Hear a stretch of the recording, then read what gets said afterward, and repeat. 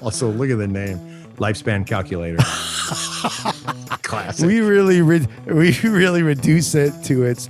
If you look at the bottom, there's Northwestern Mutual. Oh. That's what I'm trying to say. Like, you guys are praying to God or whatever. I'm praying to Northwestern Mutual. Hello and welcome to Why Are We Talking About Rabbits? That's this podcast. Rabbits are things that run around on the internet and reproduce really quickly.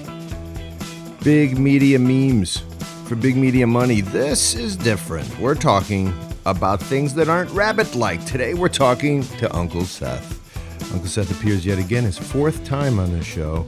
He is our friend. He is a new world light person beyond all doubt. And today he gets deep into the idea, how do I think about death?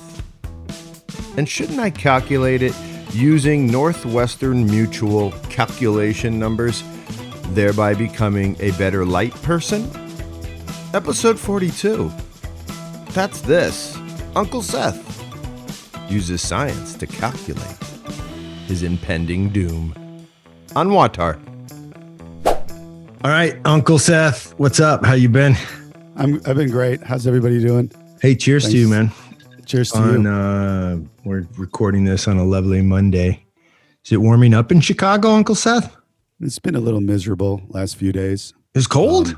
Well, I shouldn't say miserable. It's been not what it was last week, so miserable. Okay. You know how we are. We're all about the here and now. We know how you new world people. Yeah, that's right. We just want it now. Which leads us right into the next obvious conversation about death.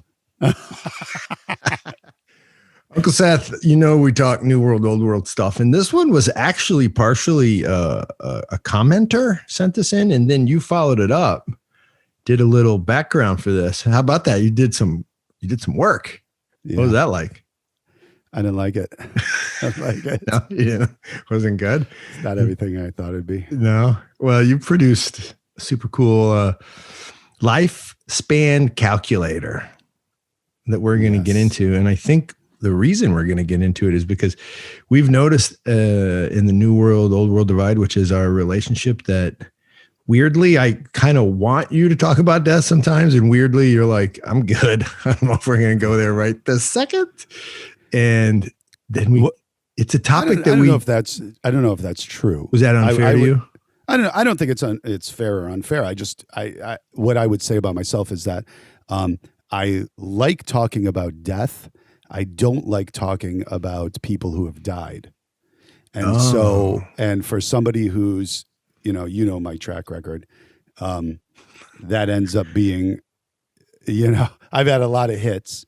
And so that ends up being a lot of what ends up being talked about death. So I'd rather avoid that. But I love talking about death. But tonight I'm going to do both. I'm going to talk about death and I'm going to talk about the people who have died, because I realized I made a mistake for the last years. Is that right? I think it's been a real mistake not talking about the people who died, because that's all that's left. Brother, man. I can tell you that this is a revelation. I know people are thinking they set this up. I didn't set that up. No. We haven't talked about this. This is a change I've made because that's all that's left. And I'm also have been in the last few years, every time I talk about somebody who's died, I have a little toast to them, because keeping their memory alive. So I will be getting loaded on this podcast. Everything done lightly. Differently from last week when I got loaded, but for a different reason. Last week was because of your IRA. Right.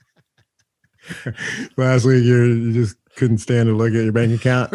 Right. Seth, this is good. Well, we're gonna. Is this getting off too heavy? No. I just know one thing. Yeah. Is a little bit like talking about gender. Death can get you in trouble, but not between me and you. I don't think so. Yeah. So let's just do this. You know the world. You've traveled. If you were to pluck somebody from the old world, you know what we're talking about in this show. Somebody who's sort of thinking old school, pre-enlightenment. They're doing their thing, likely living in a village. Do you think your views on death would be different than those kind of characters? Like, yeah, I think so. I mean, my views on death are, I don't know, the way I've approached it has been sort of as a finite thing, where I think your view on death is something that's a real step in a journey. yeah, You know? yeah. Right? I mean, so I don't know. I think that. Are you going definitely. energy? Are you going death and with the body, it goes energy into the earth type guy? Yeah, no, that seems wishy-washy to me. That type of, I don't want to get painted with that brush over here. Not, you know, some kind of. You're not cosmic, like a. Yeah, right. Right. Like a pear later on, like a pear Right. root. Right. Why are pears coming up a lot? No, I have no, reason. I'm not. I don't know. I have the. I don't want to use the word humility in the wrong way, but I think I am. I don't know enough to think I know, so I focus on sort of the here and now. And Okay. I think other people think that they know something else, so that's what they focus on. So what happens to you when people say, like, tomorrow's not promised to you? Do you go like, that is right? That's right. Absolutely. If they say YOLO to me, then I know. That's different. That's a different thing. Yeah, no, I think that. By the way, have you said YOLO this week? You say YOLO. I never said it in my life, except for right there to try to get a joke in. No, but it, do you remember we went to Boston? John Heers and I took a one-day trip to Boston. Yes, and do you remember I told you that I've had 3 experiences in my life that I would consider as close to religious as I can get. I don't know if I guess it wasn't that. I guess that it wasn't that important to you. Was it? But I remember lobster. I was like, some highlight of your life. I've had 3 experiences. I think it's when you wore the yarmulke for reasons still not explained.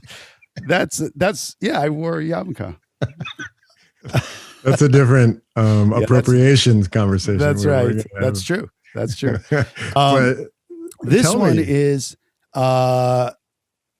3 experiences that I consider what I don't know how you, if I ask you, have you had any religious experiences? Oh, what would you say? I get what you're saying. Here's what happens. Yes. And then I think of your voice, which is you go, not seeing a baby smile. That's not religious. What? You've actually told me that. I know. And that's exactly what I'm talking about. I'm talking about not that. You're talking about, right. Like, whoa. Yeah, that's right. Not these Hallmark type of religious experiences, where like there's something off with the atomic substrata or something like something's not normal. Well, a feeling that I got that I think that religious people, if they got that feeling, would say it's a religious feeling. Does that make sense? Sure. Yeah. So, okay. That's the best way I can explain it. So you can remember one. You remember I can 3. I remember 3, and they all have to do with death, which is interesting because, I would assume that when you have religious experiences, it's not all about death, right? No. I feel like a lot of mine come, I know you're going to make fun of me. I don't care. Mine, if I were to lump them together in some sort of intuition or some sort of intuitive moment where I feel like I'm in touch with God, they have to do with like comebacks. Like that guy was like in prison and now he's out. Or like I met somebody who, it's metanoia in the Greek. It's change. It's something changes in somebody. And I I just feel lifted, man. I feel Okay. I feel beauty. I feel beauty. I think that's God. I mean, in the Christian tradition, that's the resurrection. Yeah. And it jazzes me up, or it overtakes me. How about that? Yeah. I'm not going to make fun of you for that. No, You, because of crying. underestimate me. It's seriously crying. I don't crying? see you cry. And Helen said, ugly cry. Are you an ugly crier? Like with the quiver. No, I get shy. I'm like a shy cry. Cry. Yeah. Helen said, my wife said, does Seth cry? I was like, she said that once. Is that right? It's like a tear duct thing. Is that how like she thinks I am? Like I'm reptilian.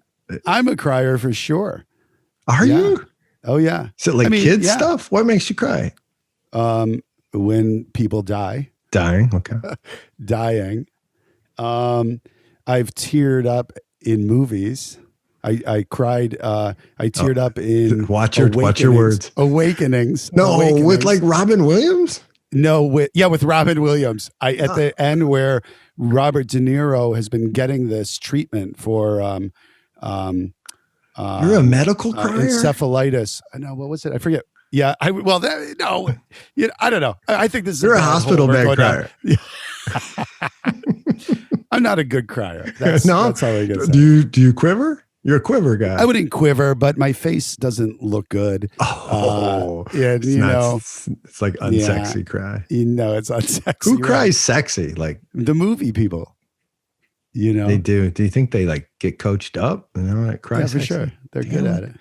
I want to root for them. Yeah. But anyway, Ryan Gosling was crying in Blade Runner last night. My wife was watching it with me late at night. There's a great scene where he cries like straight. His face doesn't move, but then just like an Indian tear. Yeah, see? By the way, Indian here, it comes from the 70s. It's trash. Remember the Indian who cried because he saw America becoming polluted? Do you know that commercial? What a classic. Please tell me you know it so you can rescue me. I know it for sure. Not by the way. Only you. He's standing by a highway that's littered with trash or something. That's what it is. It's not a South Indian cry. It's a native Indian cry. Native Indian cry. Those guys can cry coolly. Okay. Indians are not good. Sometimes okay. So at any rate, let's. Sorry. So, here are my 3 religious experiences, all dealing with death. The first one was in 1992-ish, or I was 22 years old. Oh, no. So I was in 68. So it was 1991 or 90. My dad died. Here's to my dad, Paul Rahman. Really wonderful person. Gagi Marjos. He had died, and maybe a week later, 2 weeks later, I don't remember, but I was still living in the house that we grew up in, and I was sleeping one night, and all of a sudden I felt that I heard him walking from his bedroom into the room I was sleeping in. Oof. And it was and then he was standing over my bed looking down at me, and it was so real that I was terrified to open my eyes, and I thought about it over the years. Terror. Well, I think I was terrified because once I opened my eyes, I knew he would be gone. I knew that I would be. Oh, you had that thought. Yeah, and so, and I opened my eyes, and he was not gone. But I knew he was standing over me as much as I've ever known something that I couldn't science know it. Yeah. Okay. Can you hear your buddy Richard Dawkins going, right, thanks for the story, not interesting. Move along. Yes. That's why I keep molecules. Anybody that's decided to listen tonight are hearing stories that, to be honest, I don't, and my wife doesn't know some of these. Wow. Yeah. The next one was, I was reading a book given to me by my friend. The book's called Sitting. It's a book on Buddhism and, how It's just about sitting because I think I may have brought this up before. Did I tell this story before? At any rate, it's good. It's a book on sitting. It's just a thin little book that's given to me by my friend Todd Fife. Here's to Todd Fife. Just an unbelievable person. Yeah, obviously you know where this is going now. Yes, I do. Todd's Gagi Marjos.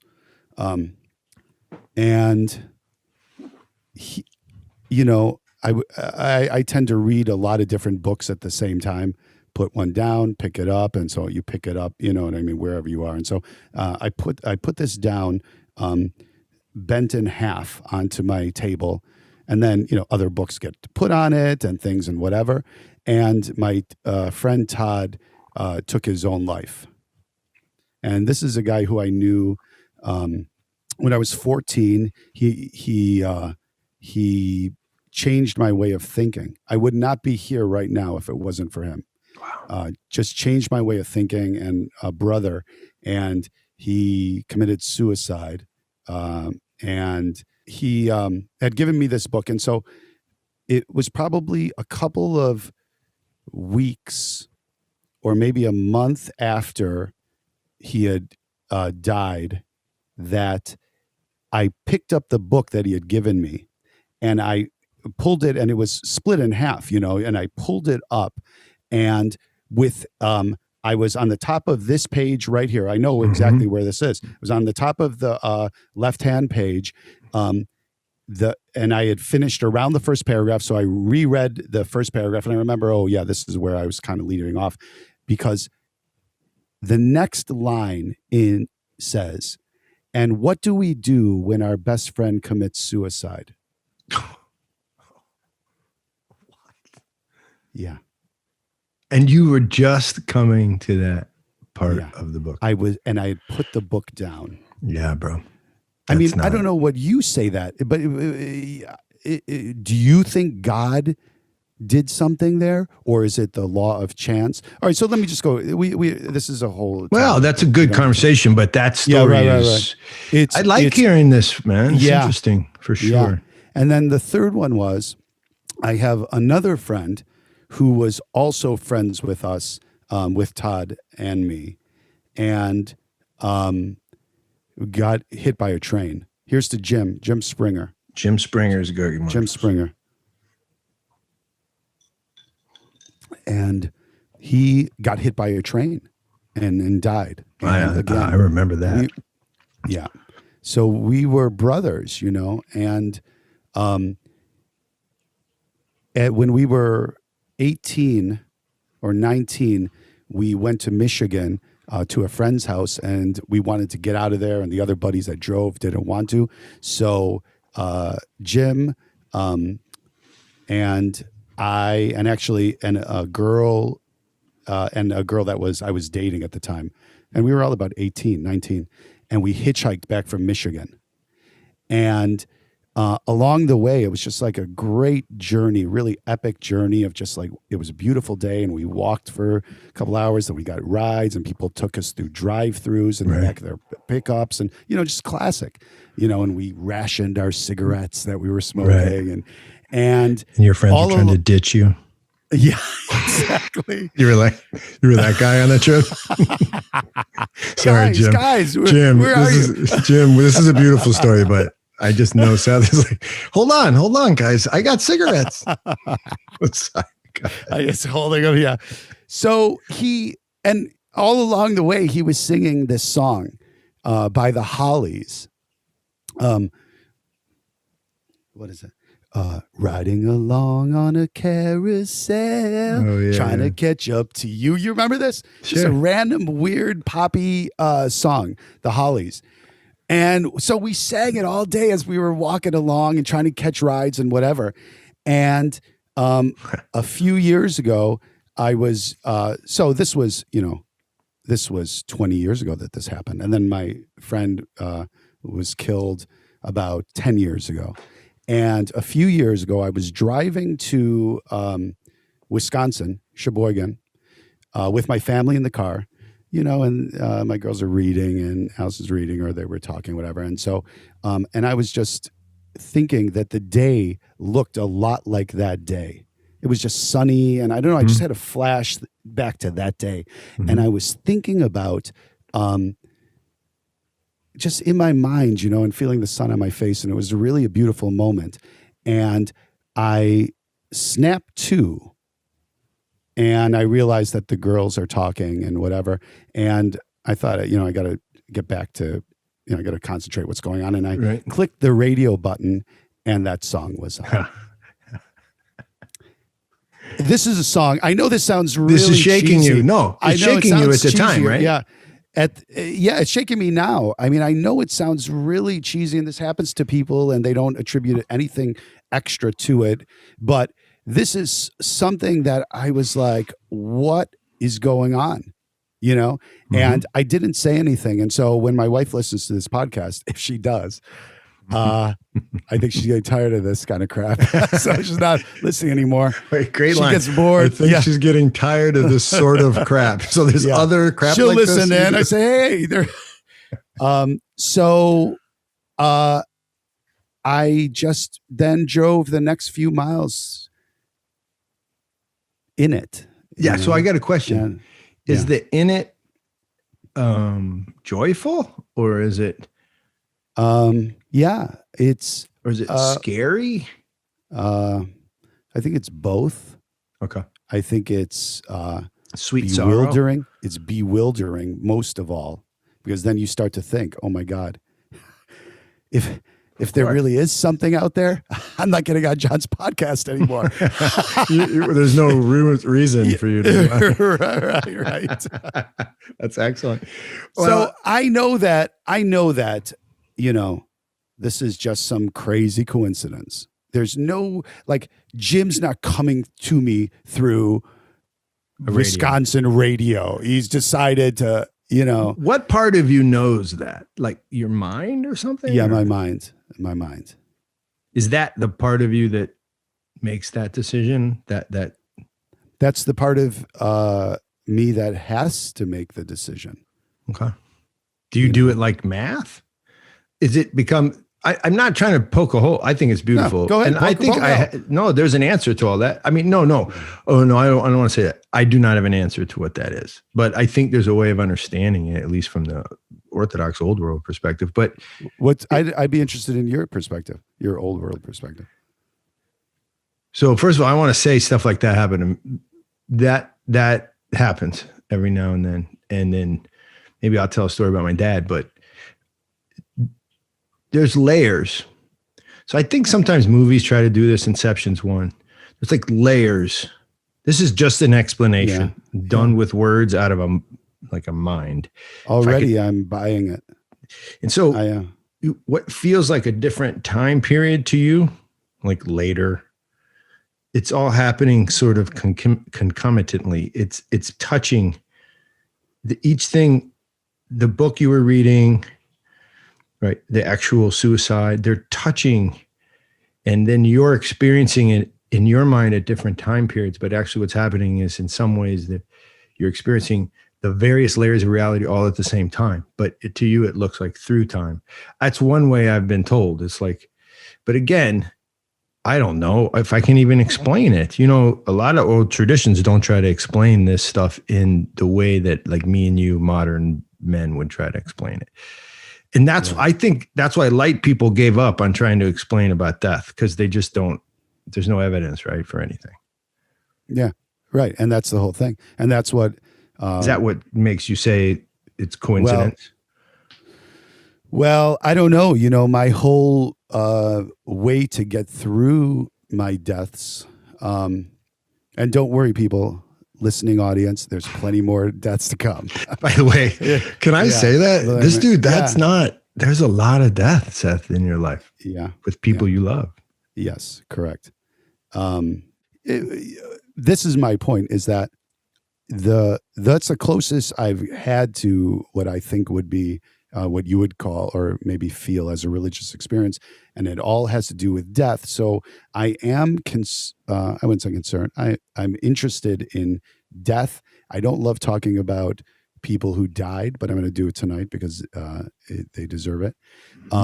But the real pain in getting past the deaths that I've suffered in my life has been trying to find reason in it.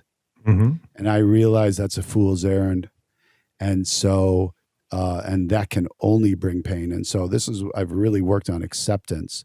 Do people are they giving you and helping you with that vocabulary? Like, is that something? Word acceptance? Yeah, and acceptance, and like, is there a way to accept? Like, to go? Is it just you thinking a lot, or are you talking to other people? Like, because the rituals and the rites and the liturgies in the old world, whether they be Christian or not, those are all like real time experiences in like trauma and healing. Yeah, that's what it is, trauma. Yeah, it's like a way to work through trauma and heal through something that, my tradition would call sacramental or sacred experience, which is liturgy. How do you do it? Like, what happens? Yeah. You think about it. I think, and I think this is where I don't really align with my people, because a lot of, I'm fortunate to have a lot of people that love me, that try to help me through these things that I've experienced. And a lot of times their ways to deal with the trauma, which they suggest for me, don't work. Like, their ways are, you remember how great a brother you were. That'll make you feel better. That'll get you through the trauma. Yeah. Or, no, I'm just thinking about how your brother was. You know what I mean? That's right. There is an assumption that you were great. Exactly. No, I was one, and I know it. Medium. So, your dad was so proud of you. Yeah. Times. Like that one time when I took out the garbage, exactly right. When he told me to. Yeah, exactly. So, so my way is that, and this is not just for death, that I'm really trying to incorporate this thing into my life, is to accept it means to stop trying to find reason for it. And that just helps me get through the pain and trauma. That's where, the reason in the new man, he seems to leave it off, because if you just decide that there is no reason for that, and everything is a math game, chance, whatever, I heard the song, or the page of the book or whatever. It's flimsy. It's flimsy. It doesn't help you. But, well, it just doesn't help me to try to think that, these types of things, God only gives you what you can handle. Do you see his face, ladies and gentlemen? No, it's pure. That's one of oh my God. You know why? Because this is one of my most hated of these aphorisms that are thrown about by. Oh, right. So when you've had these death moments, people are, you can handle it better. Yeah, I just don't like that. Yeah, you know what? And I've started also doing something when I meet people who have lost people, which is to say, because what is the first experience? If I said, John, my brother died, what would you say? Or you just met me at a party, especially as a stranger, even more so if it's a stranger. I said, well, and I'm home because my brother died. What would you say?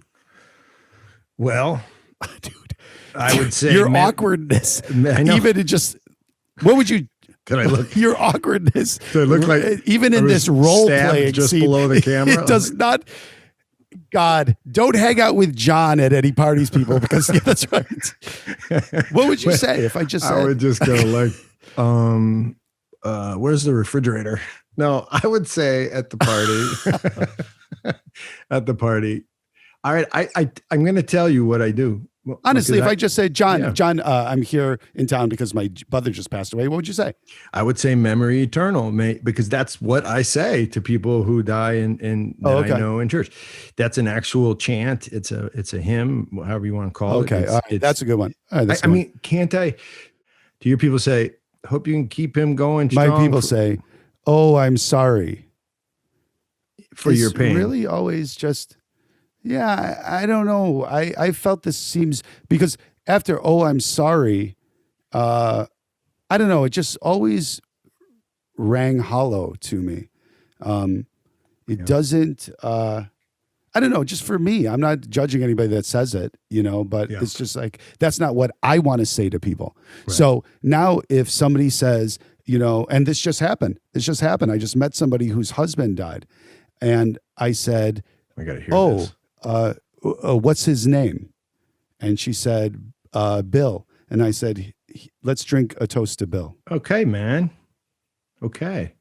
I think that's a I don't know. It just concept. Yeah. Yeah, I think so. Memory eternal. Maybe I'll start using that one. But Seth, it's really interesting because that is a very old Orthodox in this case. First of all, what's his name or her name? Yeah. Immediately, because God knows you as an individual. And then you would say, okay, may Bill's memory be eternal. And then I would, but some people get, at some point you're going to bail out of the traditional conversation, but I might say, let me put his name in my icon corner and I'll pray for him for the next 40 days. So there's an activity. You did that for my sister. Yeah, I did that for your sister. I did.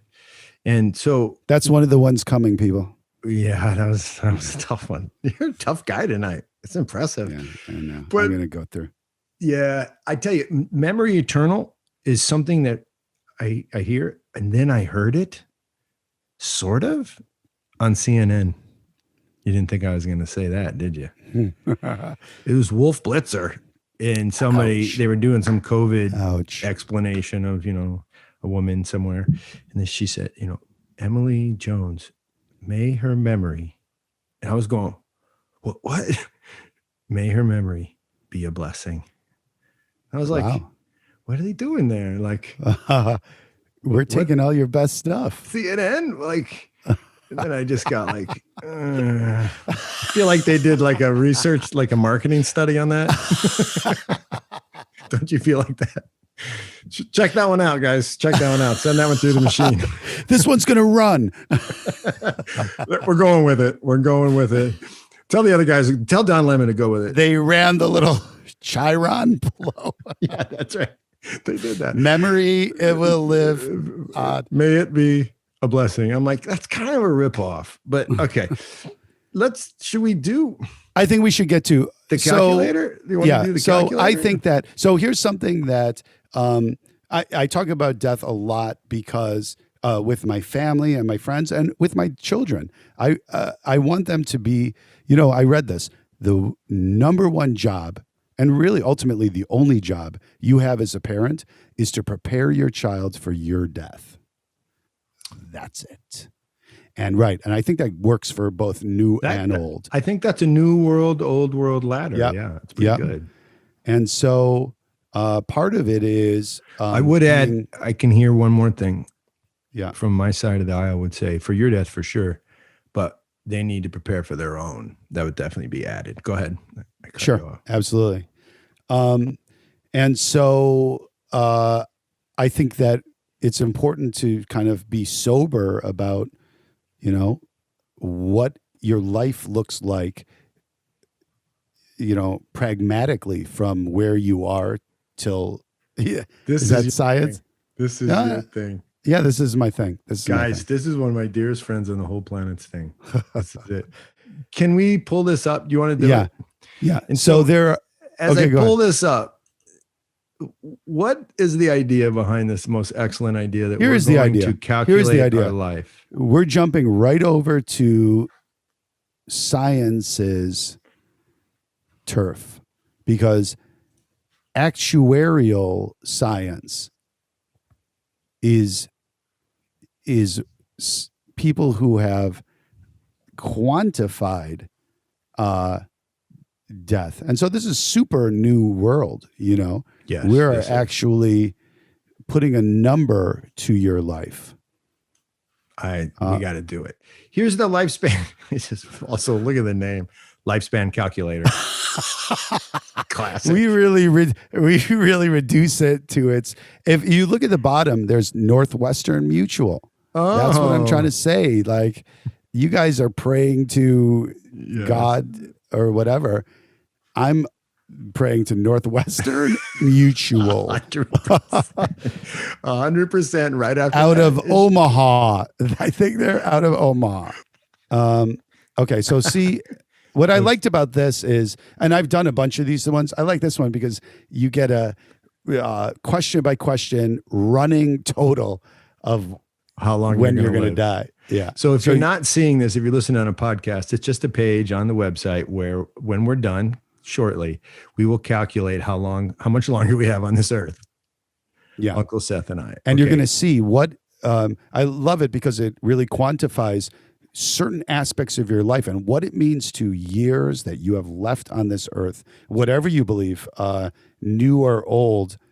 There is a number that is associated with you. There's your number, which is exactly you want to be in that number. Yeah, it was exactly the opposite of what the gospel says. You do not know the number, but let's keep going. Right. And my first page gets me to ouch. Weight. Okay. I forgot there were going to be these. Oh, ouch. Okay. Ooh, this is tough. So you're 5 feet. It's me. 2. I'm 6'1". 6'1". 205. 205. All right. I used to be. You caught up to me. I love it. I was thinner. Okay, hold on. COVID. I'm doing mine the same time, right? Okay. 6'1".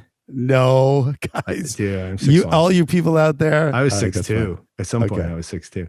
Yeah. And guess what, though? This is the sad part. 209. Ouch. Bam. Ouch. Okay. Now, said ouch. Look at this. Is this me or you? It's just my body's type. It's just my body type. All right. This one. You're Greek boned. Okay. So this one is you right here. Okay. So what best describes your family? Is your family member lived to age 70 with no cardiovascular before 55?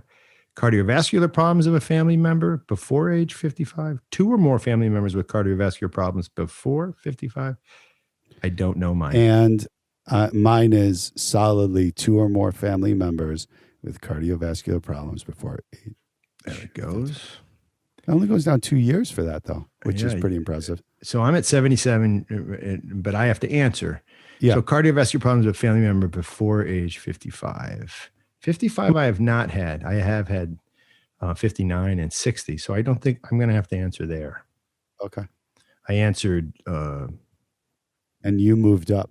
I moved up to 79. So right now I'm at 79. I'm kicking. You're at 74. So blood pressure.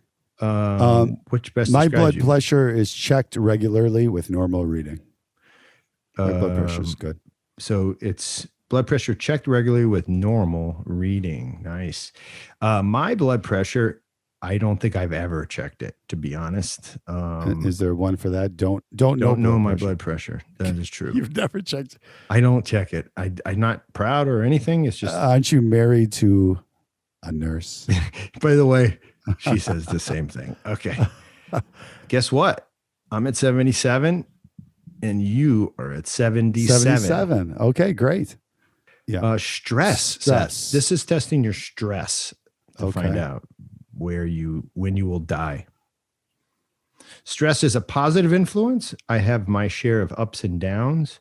Stress often overwhelms me. And then your section here says stress makes me cry a lot. No, that's not one. Ugly cry. Quiver. A quiver cry. I would say as I get older, actually, stress has it's been tougher for me. I see. But I'm going to go with I have my shares of ups and downs. Shares of ups and downs, and often is the wrong word there. I'm going to go share of ups and downs. Ups and downs. Yeah, it stays the same. Okay. Ouch. Exercise. Ouch. So this will help us understand when you're going to die. And this one's about exercise. Yeah. Daily vigorous exercise, walk a minimum of 30 minutes, 4 days per week. somewhat active, which is just code for potato chips. Not active is code. Okay. Is this me or you? This is you. Okay. I'm going to say not active. Ooh, watch this, baby. Yeah. What happened? I'm at 77. 3 years that cost me. Oh, man. I know. So I used to be very active. I weirdly have it. As my wife says, she says, for a fat person, you sure do love to exercise. That's a quote. That's a Rosalind special. A raw Helen Heers moment because she has one of these bodies that you just keep going. Right, exactly. She's like, for a fat person, you really do exercise. Thank goodness, or you'd be dead. So really daily vigorous? Do you really? Well, no, you should do it then. It's too strong. Daily vigorous? No. But that other one is a little weak. No, I think do the vigorous. Do the vigorous. You do it. I'm going to regularly. Ooh, wow. It gained you 3 years. What kind of exercise do you do? 5 to 6 days a week. So that's kind of daily vigorous. Yeah, for sure. All right. You talked me into it. Diet is next. Diet. Bro, right now, I mean, you're about to go. I know. I'm going to make it through the podcast. Watch this baby turn up 55. You're like, honey, we got to take a trip. I got to get a sports car. I'm going for the sports car. I need sports car and Viagra right now. Sorry. Right. Sorry, Mom. Diet. Yeah, Mrs. Heers. He's the one that's doing this. See? It's not me. I didn't do anything. Choose your eating habits. You eat more than 5 portions of fruits and vegetables. I eat a lot of fruits and vegetables. Do you? Oh, yeah. My average amount of fruits and vegetables and minimal fast. Minimal fast. Well, I don't eat a lot of fast foods. I don't want to say eat more than 4 portions of fruits and vegetables per day, are they saying? Eat more than 5 portions of fruits and vegetables. I think that's in a week. It's not a week. Wow. Clearly, I'm not that Clearly, one. he went into podcasting instead of dietary science. Where are you? Eat fast or processed foods regularly and minimal vegetables. So I would say average amount. I mean, I eat a lot of vegetables. I don't eat much fruit. I'm not. I'd go to the middle one. That didn't help you that much. That puts you 74. My diet is not 5 portions of fruits and vegetables. 5? Who does that? Average amounts of fruits and vegetables. I do this Vega thing where I get all my minerals in one shake. I'm going to go there. Dude. How about that? And would you like to talk to the podcast members after the podcast about being a representative? It's terrible. Listen. Seatbelt. Now, this makes a big difference. But these days, everybody has to answer yes. Wait, seatbelt is on the lifespan calculator? Of course. Northwestern Mutual knows that people who are older are not used to wearing a seatbelt. So seatbelt is a factor. Do you always buckle up? Get into the always habit? Buckle up. So you're a yes. Yeah. Give me a year. I have to admit I do. I mean, maybe I pull out of I'm one of those driveway guys that puts it on. I'm one of those guys. Okay, there I am. 81. I could. John, you're going to be around. Driving. Oh, so don't get me started on COVID. Apparently driving is what kills everybody. This is what's happening right now. This is wild. And this is, I think this is instructive. This is really instructive because you realize that these guys are money guys. So they get the science of this correct because it's all about the almighty dollar. So they want to get it right. So they've gotten it down to a granular science. So driving, no accidents or violations in the past 3 years. I wonder if violations is like a speeding camera. Do you think that's a violation? Oh, yeah, man. It is. Violations are violations. That's why I'm looking at this. Look, I'm seriously into this right now. Driving. 4 or more accidents in the past 2 years. Convicted of driving while intoxicated in past 5 years. More than one DUI. More than one DUI. I would just be interested in seeing, I mean, how much does that take off your life? If you've had. You want to be the guinea pig? Yeah, no, I'm not. No, don't do it. I've had a couple of red light cameras or speed cameras. I shouldn't say red lights. I don't go through red lights. But speed violations, I would go with that second one. In past 3 years, I've had a couple of red light cameras. Speed cameras. Got it. I am going to answer. I'm not kidding. I'm not trying to be a jerk. No violations, dude. I drive like a granny. All right, drinking. No. No, this is where it really takes a hit. This for me. Me too. I mean, don't drink. Oh, this is never you. Drink. This is you. Is this me right now? Or this is me. Yeah. This is you can me. do your. That's fine. I'll do me. Don't drink or never drink more than 2 drinks a day. No. 3 to 4 drinks more than 2 times a week. No, not really. 3 to 4 drinks more. So that's no, I don't do that. 5 or more drinks at one time, more than once a month. 5 or more drinks at one time. Like tonight, I'm not having 5 drinks. Yeah. So it's you.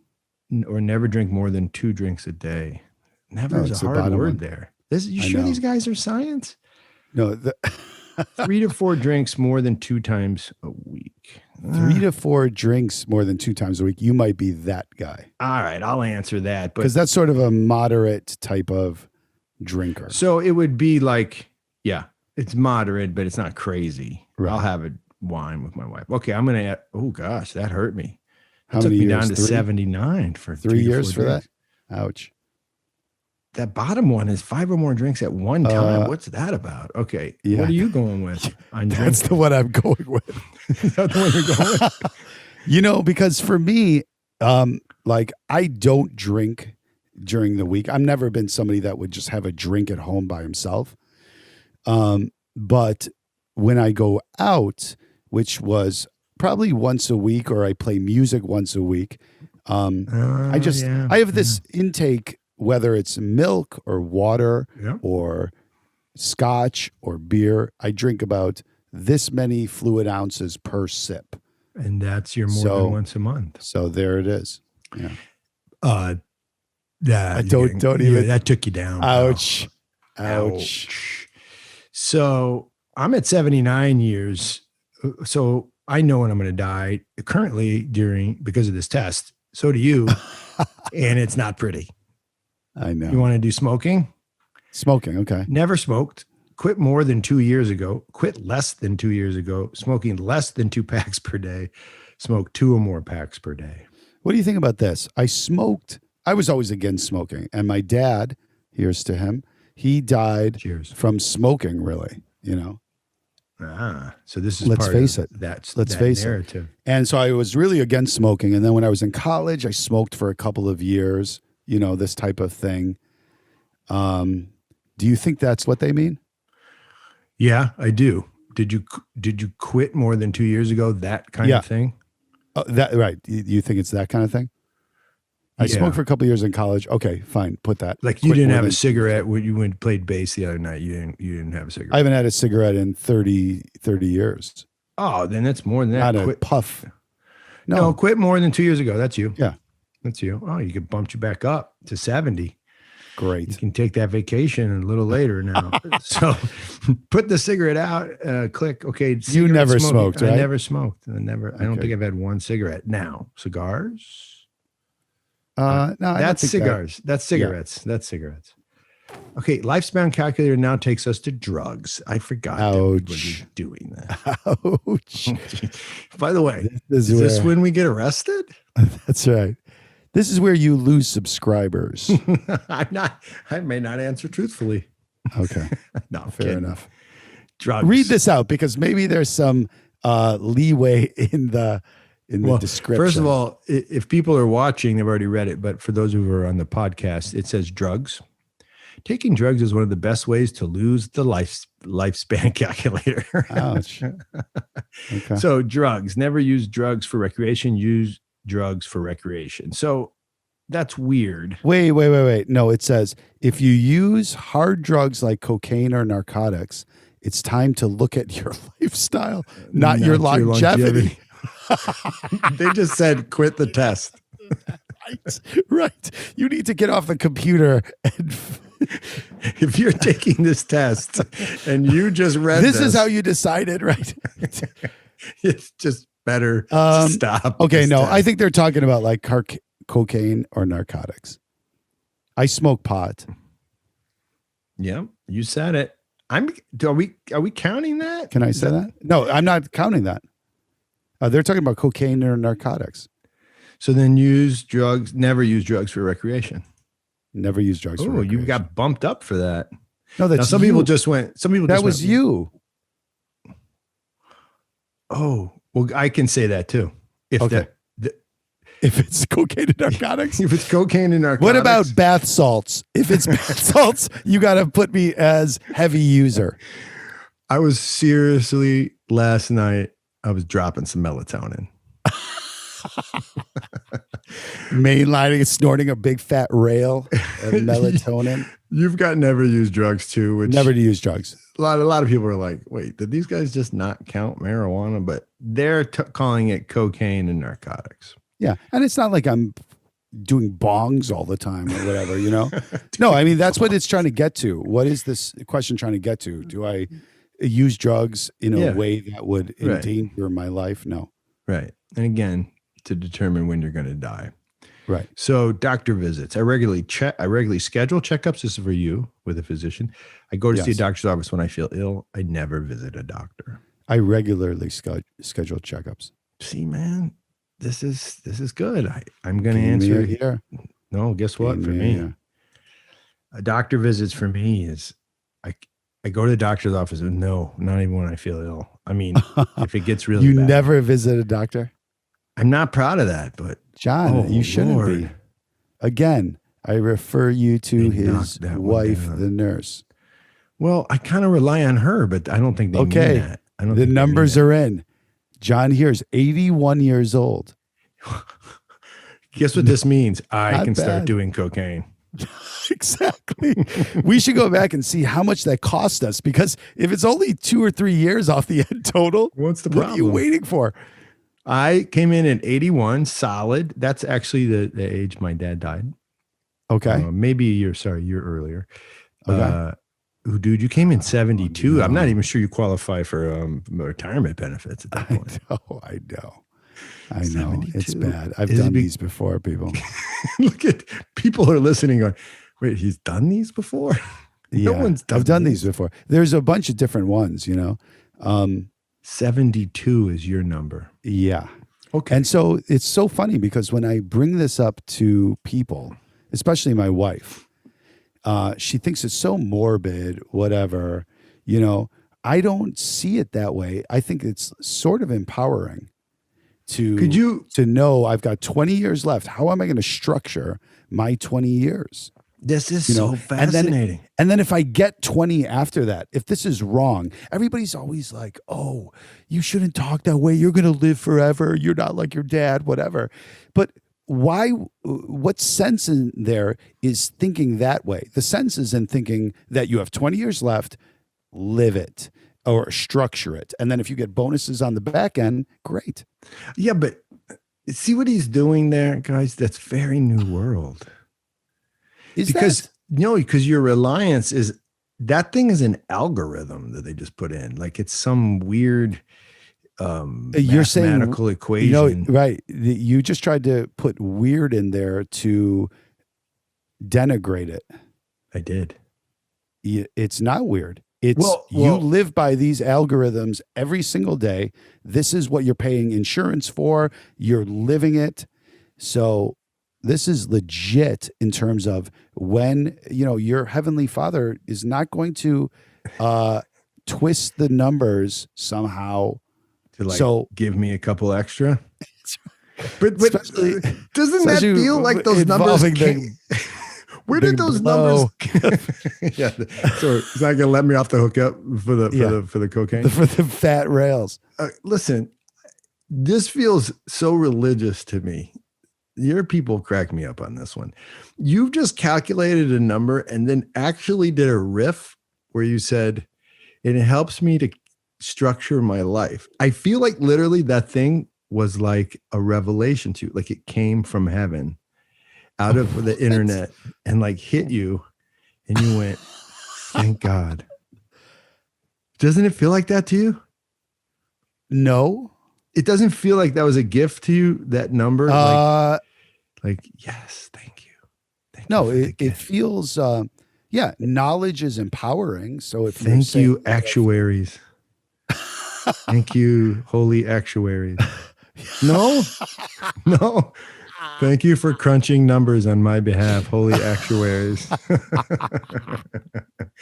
That doesn't we feel have like some that rights. to you? I should do a rights with them where I erase their accounts unreceivable. And we go out Dude, you do it right. You go into your account every month and move some over to a savings account that's based right. on the That's right. actuaries. You should put on chants when you do that. I should. And then it's like now moving $140, $142.50 based on the actuaries. Come on. So I'm making fun of it kind of, but does the number, if the number was really low, is it really just that's pretty low?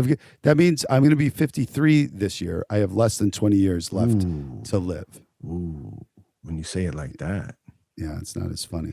But brother, you have all these people, not so many, but you have people in your life who were gone like way before their actuary would have said. Yeah. So doesn't that figure in? Meaning they're pushing my number higher? No. Meaning, like for averages? What do you mean? Meaning their number. How does that figure it in? Their number, right? If Jim had done this, his number would have been something like 72 or 81. Right. Yeah. But it's not. Yeah. So are you saying that they're going to be wrong? You're saying? I'm saying like St. Paul they're says, just as like nobody knows. Nobody knows. Nobody knows, but they're just as likely to be wrong and I die next year as they are that I die in 30 years instead of 20 years. Or 20 minutes. Or 20 minutes. Correct. But do you really, very few people actually can imagine it's 20 minutes. Nobody does that, right? No, nobody does that, but it's still prudent to think about, given what we know. I don't know why you just don't want to believe in. No, that's a good question. Don't believe in it. Yeah, I don't know why. There's a real clinging to life, which is so weird because you guys are the ones that are going to paradise. Paradise awaits. So why is there this real clinging to, and wait, you think I'm clinging because I don't want to believe in the number. But what makes you think that I might not be saying it's tomorrow? Like, what if I'm trying to live like it's tomorrow? You're not trying to live like it's tomorrow. Where's the blow? Oh, this is interesting. So if I was, I would be having more fun now. Or you wouldn't be. Why are you exercising? Why do you exercise? Well, like the actuary said, because it keeps my body healthy. Why? To keep yourself alive. I mean, to make your lifespan longer, increase your lifespan. Well, what if how honest can I be? I want to be honest because this is WAWTAR. That's what we do. Subscribers, John. Subscribers. Is this? I don't care. You're going to lose them. I don't care. What if I told you I think the reason I actually exercise is, this sounds creepy or really cool, depends where you're coming from, because I want to walk in the door and I want my wife to think I look handsome. Creepy. That's actually, I think, the answer. Yeah, that's vanity though, right? Yeah, that's right. Maybe I owe it to her. Well, no, I don't think it's creepy, but I think that it's a lie. Ultimately, well, I mean, maybe it is, but you'd want to do that as long as you can, which is ultimately trying to keep yourself alive. Oh, you swung it back. Well, I definitely don't want to die. At least I haven't come to that point. But I do want to say one thing. I do think there is a mindset or a religious, how should we say, a spiritual, there's a spiritual way of being. There's a spiritual ontology, a way of being that actually trains you to think that tomorrow's the day. And that when you get trained in that thought process, you live really, really heartily and wonderfully each day. But not with cocaine. It's preparing for the next world. It's preparing for the passageway. So you would do that by being like hardcore, not at cocaine, but like hardcore at kindness. It drives you into this kind of hardcore living for really good, virtuous things. You don't buy that? I do buy that. You do? I do. I love that. I mean, I buy it that it happens to some people, but I don't buy that it's a function of religion. Is that what you just said? Yeah. No. Yeah. Well, I said it's a function of a spiritual state of being. Sorry. Of it. Well, maybe it is. Yeah, but it could also be a function of pragmatism. It could also be a function of to live really it's hardcore good, preparing for a death. That of course it is, but that might of not. Of course it is. But what's practical about it? Because you don't know the world is not going to end when you die. What? So practical here means, for instance, if you knew tomorrow, Seth, that you're going to live on in some form, it would be practical to be good, kind, loving, all these things, to be prepared for that world. But if you don't believe... I disagree. If I knew I was going to live on, it'd be practical to start wilding. Oh, see this? This is interesting. This is not... And the wilding... So there's no judgment in the passage. Yeah, that's right. Right. Exactly. You're saying live on means that I carry on whatever I did in this life. Okay. So let me clarify then. The key here is that I see it's being practical depending on what the passageway looks like. If the passageway involves some sort of judgment, or in other words, reward or something like that, then it is practical to be kind, loving, and all the things that are going to be judged as good, right? It's practical at that point. You're right. To be good. But you're saying if the judgment doesn't come, or if the judgment is you lived a good life, either way, let's roll, then you'd be wilding. Right. I mean, the judgment in my life comes from myself now. So I'm going to, I'm going to do my best with what I have left. So that number in the end, it actually structures the way you're going to live out something like a guess. It's a good guess. Correct. Though. Correct. Okay. It's a nice way to do planning, distal planning. That's right. That's straight from my EF curriculum, people. Distal planning. $79.95 on Amazon. Did you write that? That's hot. No, but it's distance planning, and you teach kids that when you give kids an essay to write or a project, you don't tell them tomorrow do this, and then the day after do this. You go to the due date, and then you work backwards. So the day before a 30-page paper is due is not you're working on page 29. You give yourself 2 days before that. Then you work back, and then on the 2 days before that is you print the paper. The what day before that is you do the bib, whatever, you work back. But it's to acquire something. Right? It's to acquire a good grade or whatever. That planning is for the acquisition. Right. Oh, I see. Yeah, right. To acquire something. Right. Now, we're working towards something, sure. But not necessarily to become something. You're trying to acquire a grade or something that has utility. Your lesson to become something also, it demands planning, right? So if I want to become good, then I have to act a certain way. But the thing is if you believe in the old world way, you don't know, even the actuaries don't know when you're going to die. And so each day becomes its own opera that has an ending. and it ends that night. And so here's the story for you to think about. In the old world that I know best, the Orthodox world, night is a symbol or icon of death. And although we're up right now, we're using lights. Night should put me in a state of awareness of death, because sleep is an icon of death. When you're sleeping, you're actually like in a coffin. And when you awake, the day, the resurrected sun, the sun brings you back to life. So there was this monk, I forget his name, but he used to sleep in a coffin.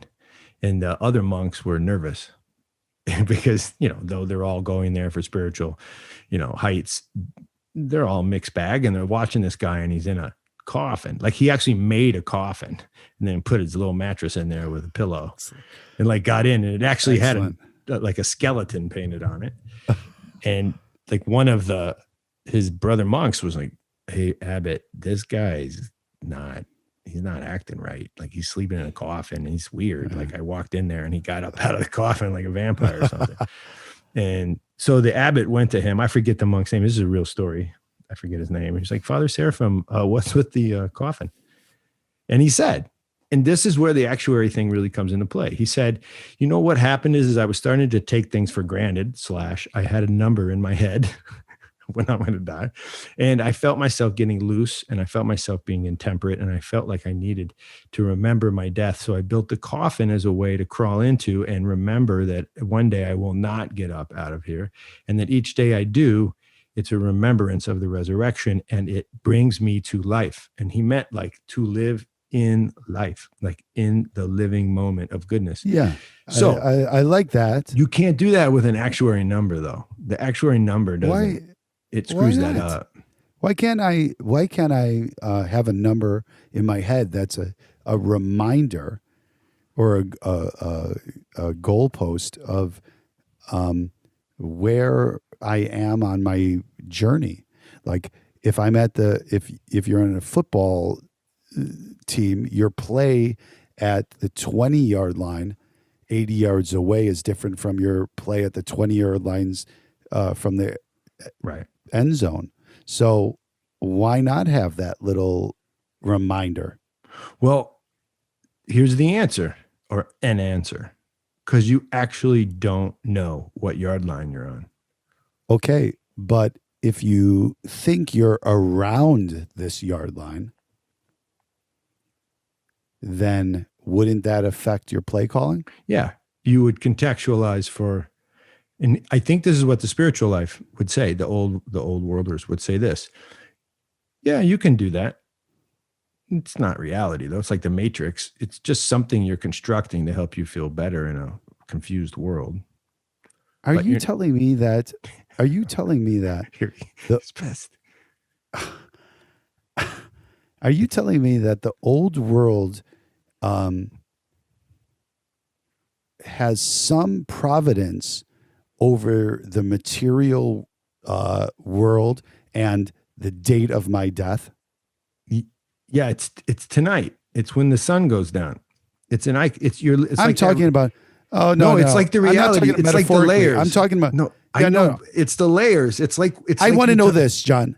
Does the old world and religion have some providence and some fate over when your children are going to be at your funeral? No. What do you mean by providence over? It doesn't. There's no type of thinking. There's no human that has providence over that. Correct. But correct. So whether hold on, whether you're a believer or non-believer, on within a certain number of years, your children will be at your funeral. Yeah, or you'll be at theirs. You don't know. Yeah, correct. Fine. And so because you don't know, though, the true reality is you don't know. And so therefore you prepare as if it's tonight. Yeah. Why is that incompatible to what I'm saying? Because you're preparing as if your number is up tonight. I'm preparing as if my number is up in 19 years. Right. But think about that now. imagine God created a school or whatever, and there were a bunch of students, and the teacher said, "Hey guys, we got 19 years to get this done." Well, I know human nature that there is no kid starting that 19-year paper on week 1. Yeah, I understand that. But is it preferable to not have a due date? Yes. That's the art of it. But that's just what I think. It's the art of it is thinking that the due date is tonight? The art of it is the art of it is in according to reality. In other words, then it might be tonight. There's all these New Testament, there's all this talk of it in all kinds of traditions, but especially in the Orthodox tradition, about keeping your candle lit and all kinds of stuff. About I support that. I mean, I support that. I'm old world in that way. I support being ready. I'm all about being ready. And what? So the actuary number. I'm trying to take the old world concept of being ready, apply it to this earthly plane where these numbers guys who are working money. Yep. I mean, they're working money. So listen, wherever money's involved, people are going to figure out on this plane. You know what I mean? They're going to get it down to a. Why is that? Isn't that weird? It's really weird. It's sad. You can't count on that. Yeah, you can count on that. If money's involved, that's what it is. They've worked out the way things work. Well, the math, they did the math. They've done the math. And so I don't think we can cheat that math. So if we're going to admit that there is some reason in that side of it, I'm going to start there. This is where the money people say. Then I'm going to revert to old world to say, yes, I should be doing that every day. So my favorite author, Philip Sherrard, he's just awesome. Philosophy guy, old world guy. He says there's some weird trick that's happened since the Enlightenment where the money guys doing the actuarial work using math have become something like wise. But what he says is the reality is they are not wise at all. All they know is one recipe. It would be like having them be your chef, and then all they can cook is that one cookie. That's it. You'd be like, these people aren't wise. They're just really good at this one cookie. But we kind of all want them to weigh in, and it drives me nuts. Yeah, but it doesn't make that cookie not good. That's a legit cookie. Yeah, that's but a legit cookie. Yeah, but it's like that cookie only it does one thing. It tastes good for like a split second, and then it does what it does to me. Thank you, Helen. It makes me fat. It's not actually good for you. It adds to my numbers. It gets my number down below 80 or all the way down to 72. Dude, like, do you walk around? Did you tell Allison you're a 72? Yeah. Yeah. And we've had a lot of discussions about this. Is this her phrase? She's just so, Pollyanna-ish. She's awesome. Yeah, I call her Polly. So, because why shouldn't we discuss that's my number, that I took a thing? Because she's the first one to say, oh, that doesn't mean anything. Oh, she goes where I'm going. Yeah, she's going to say, oh, you could live to 92, whatever. That's not the point. Did she ever say you could live to 64? If she did she drop it I would down? accept her. I would accept her 92. Oh, I see. She always wants to bump it up. Correct. Oh. Yeah, they never want to say, whenever I tell anybody I've done these calculators, this is the number I'm living to. They never say, oh, it could mean you're only living till, it's a law of averages. You could die tonight. No doubt. You should have married my wife because she'd be like, hey, yeah, see the muffin top? Yeah, that's 61, what I was saying. 61. Roz and I together are really a match made in hell. You are. Total and hell. you and Allison, it would be you guys be dancing in marigold fields. Yeah, that's right. Wee! Oh, it's... Tell Allison right on, girl. We got Hey, this. can we take a break for the cause? We should. Let's do that and come back with the Yeah, we'll come back. We'll wrap her up. You know, good music, it starts with good vibes and lots of love. And that love is directed at what's happening right there in the moment. Intuition, music, beauty. Hilltop the band offers just such music. Check them out on SoundCloud. That's Hilltop with one L.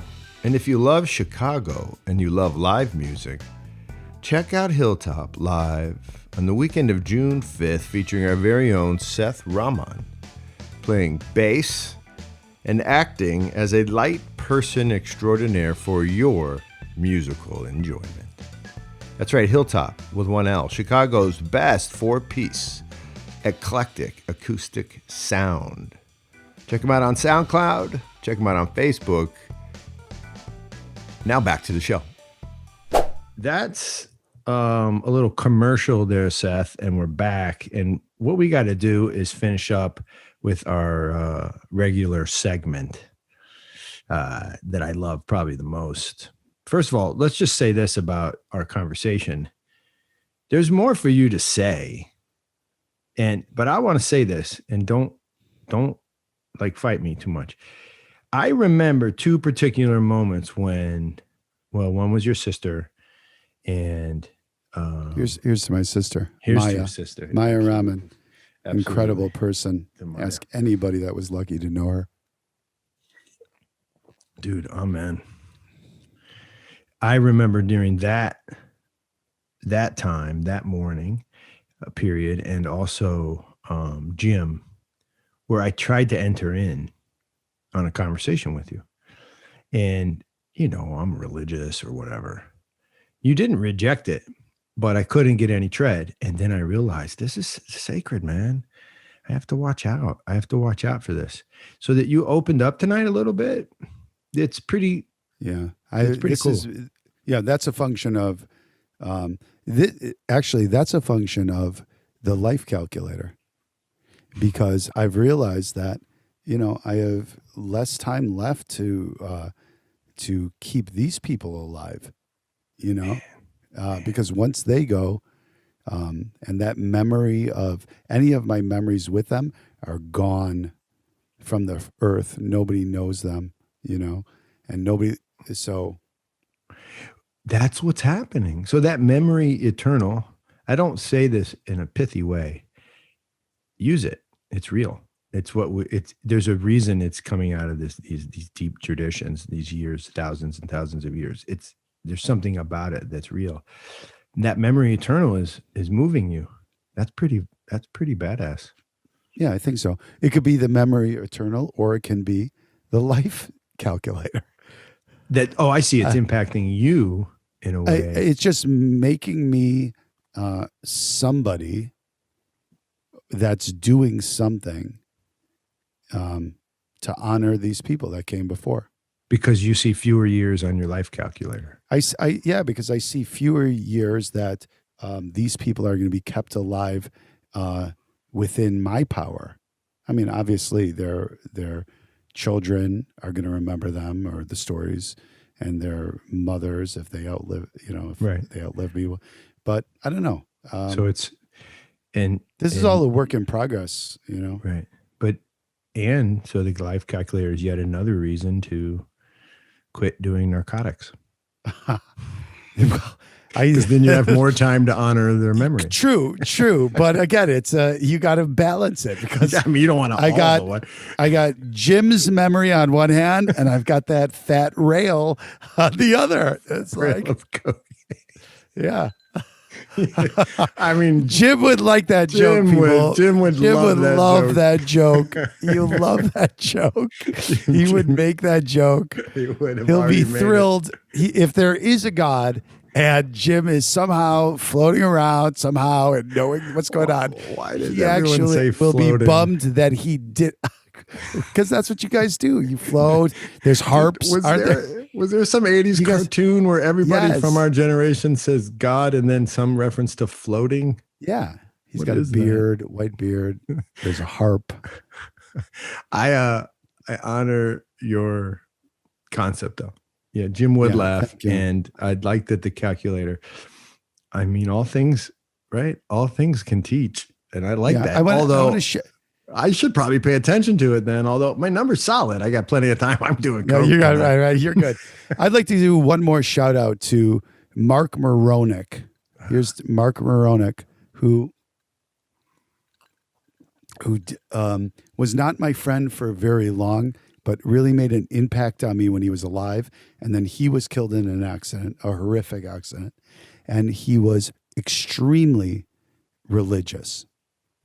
His family. And I saw his family at his funeral, and they told me that, Mark was only entrusted into our care by God. And now God has brought him home, and they were so okay with it that I was pissed. I'm still pissed. And really, that's a topic for another time. But yeah, maybe that's where it comes from. My animus. But I didn't like it, and I don't like it. Still. Still. I didn't like it. It was a fucking ripoff. Because they weren't because irritated enough. Yes, because they were not upset enough. They can do what they want. They can do what they want, obviously, and it's their son. How are you going to get through this? And that's what got them through. So in a way, I envy people that can use God as a way to get through the trauma. I mean, I envy that. I really do. But in a way, for me, it was a ripoff. In fact, all my friends that have, my friends and family, and we could do a part 2. I haven't even had drinks to so many of my people. Maybe we will. Maybe we will. I don't know. I don't know. I remember being pissed, and now that I bring it up, I'm pissed again. So sorry. That's another conversation. Can we? Yeah, we'll do that again. We could keep going and then do parts 3 and 4 or 6, but it's just really interesting. Maybe we just do 1 second on this.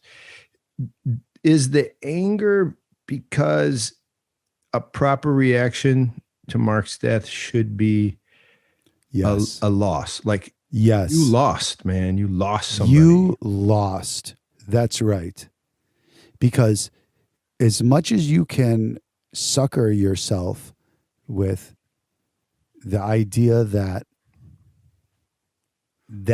it was a good for that person to enter the heavenly kingdom, stop trying to deny yourself or deny the fact that this is a ripoff. Yeah. So I'm so happy wrong. That something's not right. Something is, I don't know if it's not even that right. It actually is super right because we're all going to die. I just think it's, have the balls to admit that you are hurting and it's a ripoff and you feel cheated and it's not fair and you trying to pretend like there's some grand design pisses me off. That's interesting though, because I can hear a lot of people saying, but there might be one. Yeah. And then maybe I'm get so angry out of envy because they've got something that is providing them comfort. And I'm not trying to deny anybody. I'm not, I don't want people not to be comforted, but I'll just say this. There's never been, in my experience in Orthodox Christianity, or really any of the old world kind of religions, death is wrong. So death is not meant for you, and it's ugly. So I don't know if you agree with this, but it doesn't matter. I'm just giving you a perspective. And so a proper reaction to death, whether it be you're passing a cat in a car on the road that got hit by a truck or something, or your loved one or whoever, death is just not, something's wrong. Like something's up. And I saw that in Mali with my best Muslim friends. They were just, mourning was almost like ritualistic. They were screaming. It was almost like that was what you were supposed to do. Yeah. And it all made sense to me in a lot of ways. But yeah, so that reaction even to me is like, well, yeah. Also, they might be right. Yeah. And maybe they've reached some spiritual state where they're really clear on the reality of his being, like where he is. It's possible. I'm not going to say. You hear both. You should mourn, and you hear also that, hey man, death should not. Where is thy sting? Like it should not be the worst thing. So I don't know. Let's do comments. Messiah, death. Where's the sting? That's in there. Yeah, that's the New Testament. Yep. But at the same time, death is off. So yeah, maybe. I don't know. It's paradox. You know, what's going to happen is, you know, after, if people are listening still, I'm going to give you the Yeoman's Effort Award if you are still hanging in on this really sad podcast. Sad, unentertaining podcast. I think what's going to happen is there's going to be a lot of comments about, you know, Seth said this, but then he said this is super contradictory. You know, he's full of, which to that I say, you're right. I'm still working through it. You know, I don't know what one thing I can know. And actually we can end where I started, is that I'm working on acceptance. Yeah. That's the only thing I know at this point in my life, really, that makes any sense for how I should live my life. Yeah.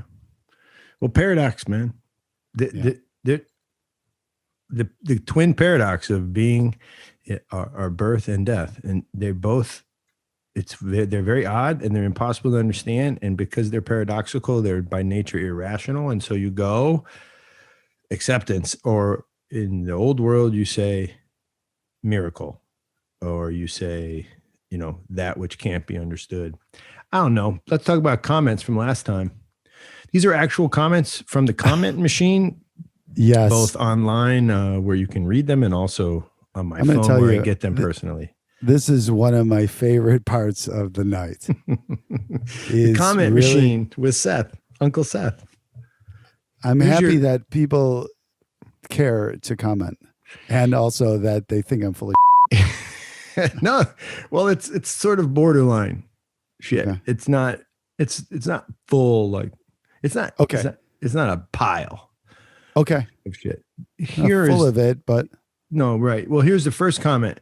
By the way, there's others, but we chose these three for technical pleasures. But there's hundreds more. But here's the first one.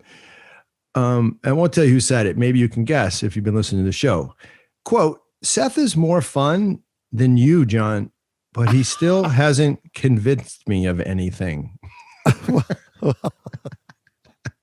Seth is more fun than you, John, but he still hasn't convinced me of anything. There's a lot to unpack there, first of all. But here's what I would say. First of all, am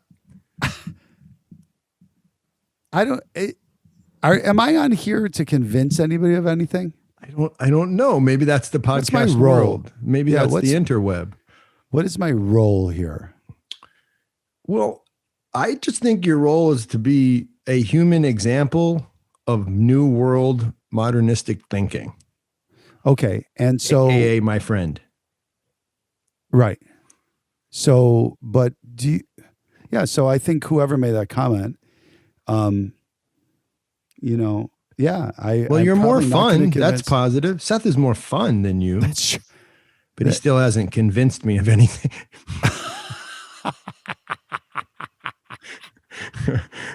But I'm Right. with So you. I don't know that he's you were fun, out. but his arguments aren't very good. Here's another one. You ready? Okay. From the comment machine, which tends to be a little more active when Seth comes on. Quote, I was at a KP once. That's the dinners where we all get together. There's toasting, and it's a really important part of our nonprofit work.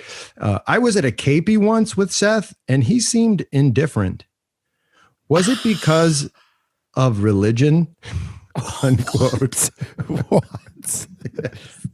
I was at a KP once with Seth, and he seemed indifferent. Was it because of religion? That's God. packed. First of all, Yeah, KP this is not is packed. really religious, but it's kind of religious. I got to tell you, Are you I don't know boring? who's- Are you boring in a KP? I thought you kind of fun. You throw a toast out there. I was killing. I was the Tamada at one of these. Yeah, I think with Andrew, you were rolling out some Andrew, Tamada. right? Didn't I come up with your family's place in Wisconsin? Yeah, Wisconsin.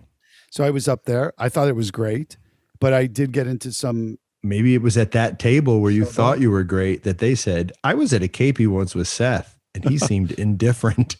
Can you just give Indifferent's me a the clue? worst. You don't have to tell me who this person was. Tell me where the KP was. I think this was in Naples they're speaking of. Okay. I've been to multiple KPs in Naples. Indifferent? I That's don't know. harsh.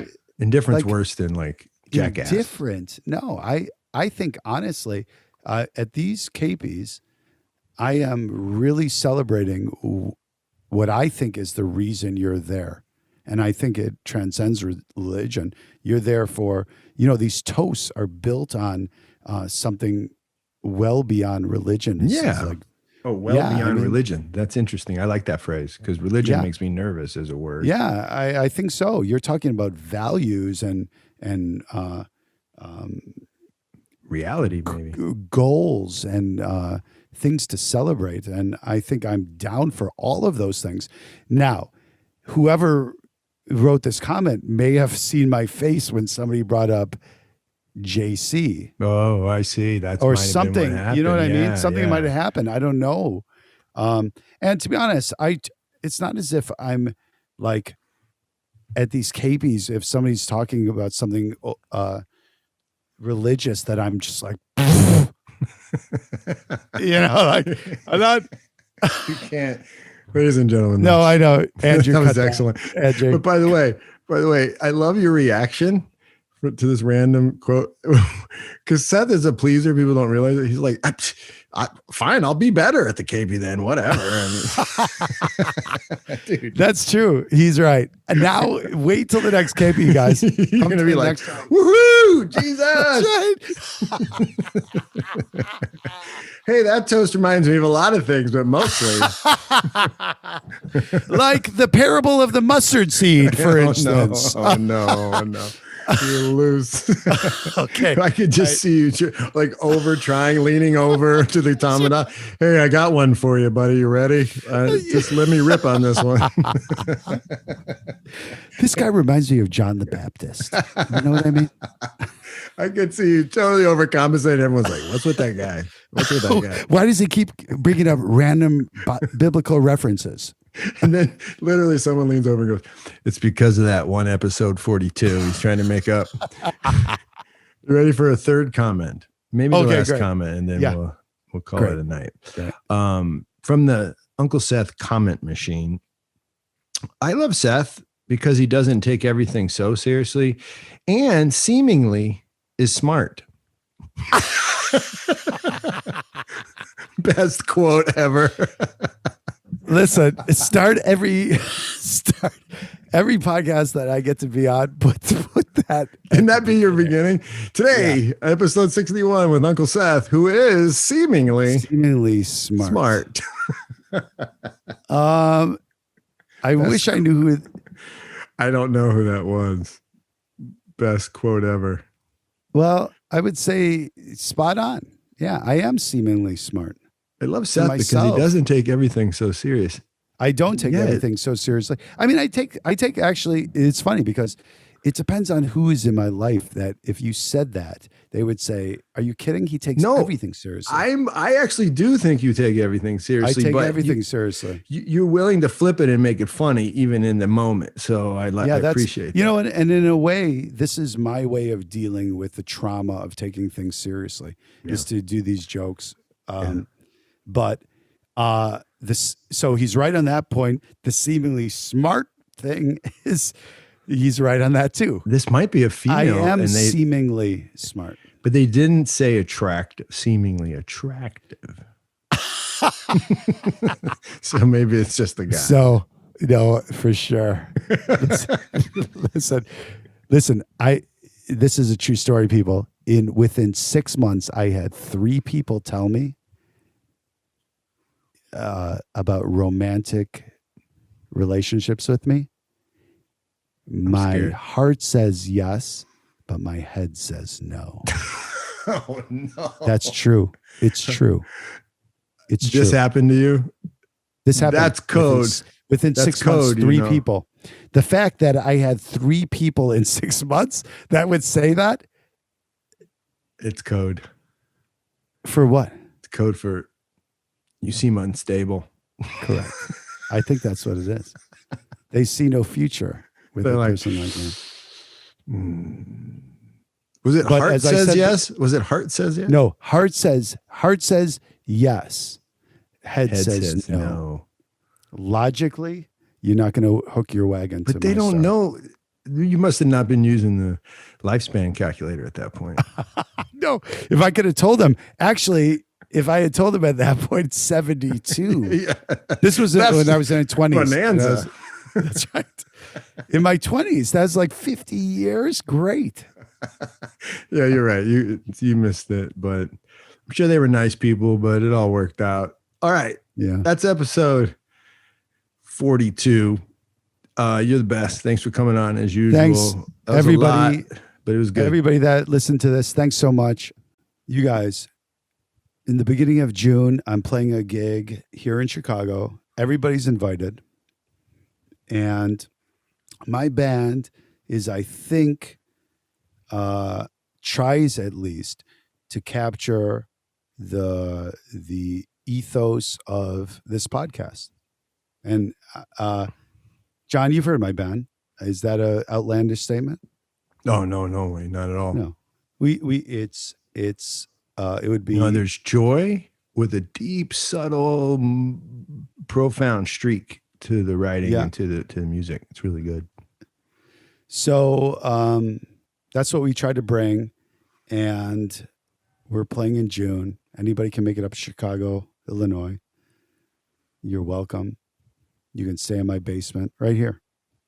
I'm coming up, and I'm going to somehow force you into a table with some cool people. Yeah. We'll do it. And if we do that, I'd love it. You might find me a little indifferent,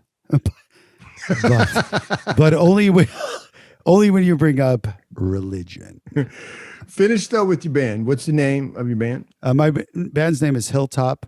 And how would you describe the music? That's the question.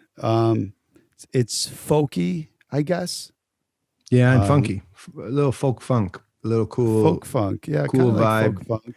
Nice rhythms. Folk funk. Gorgeous harmonies. Mm-hmm. You could find us. Hilltop on Facebook. It's Hilltop, the band. SoundCloud. We're around. Okay, beautiful. Hilltop with 1 L. Because we were Hilltop with 2 L's. Then we figured out somebody else had that name. Yeah, don't worry. And so we had to slice off making it real. As long as it's not Heil Top, because that doesn't work.